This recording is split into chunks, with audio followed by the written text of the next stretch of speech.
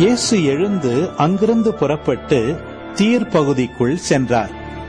அங்கே அவர் ஒரு வீட்டிற்குள் போனார். தாம் அங்கிருப்பது எவருக்கும் தெரியாதிருக்க வேண்டும் என்று விரும்பியும் அதை மறைக்க இயலவில்லை. உடனே பெண் ஒருவர் அவரை பற்றி கேள்விப்பட்டு உள்ளே வந்து அவர் காலில் விழுந்தார். அவருடைய மகளை தீய ஆவி பிடித்திருந்தது. அவர் ஒரு கிரேக்க பெண், சிறிய பெனிசிய இனத்தைச் சேர்ந்தவர்.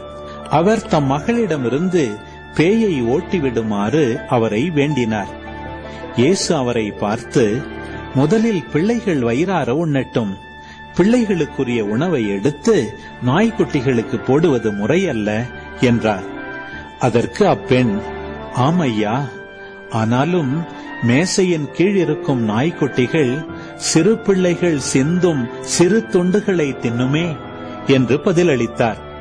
அப்பொழுது இயேசு அவரிடம், நீர் இப்படி சொன்னதால் போகலாம், பேய் உம் மகளை விட்டு நீங்கிற்று என்றார்.